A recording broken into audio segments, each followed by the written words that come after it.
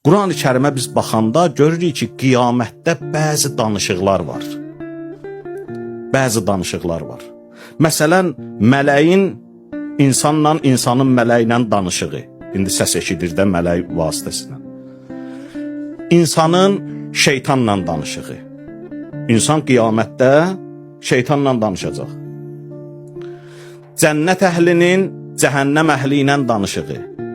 Cəhənnəm əhlinin cənnət əhli ilə danışığı.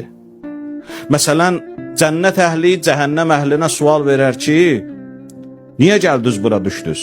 Ma salakakum fi saqar? Cəhənnəmə niyə düşdünüz? Onlar cavab verərlər ki, biz namaz qılan deyildik, yetimə, miskinə əl tutmurduq, taam vermirdik. Məşhur ayədir, oxumuram onu. Və yaxud da cəhənnəm əhli cənnət əhli ilə danışar.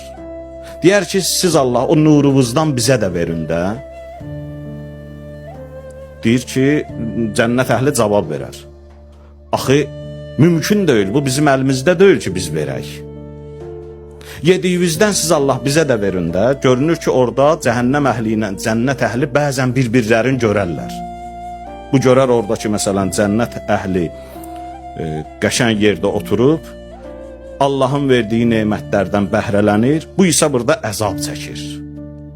Bu bilirsiniz nəyin batini formasıdır?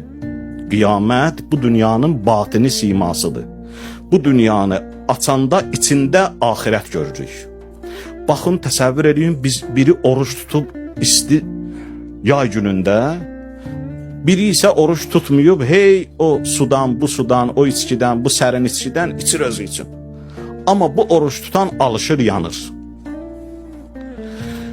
İndi qiyamətin günü gəldi. Qiyamətin günündə görürsən ki, bunun batini forması nədir? Bu burada kef eləyən, orada əzab içindədir. Bu susuzluqdan alışıb yanan, əziyyət çəkən, orada nemət içindədir. Ona verilib Kövsərdən, Səlsəbildən, Təsnimdən, filandan. Buna isə verilir zəqqumdan, nədən? Quran-ı Kərimin ayələridir. Yaxşı, niyə belədir? Deyir, o dünyada siz bu cürüydünüz. O əməlin batini budur. Deyir, axı biz verə bilmirik. Çünki siz orada sizə nəsə vacib olanda onun ağırlığından qaçırdınız, özünüzə rahatçılıq axtarırdınız. Tutmurdunuz məsələn oruc.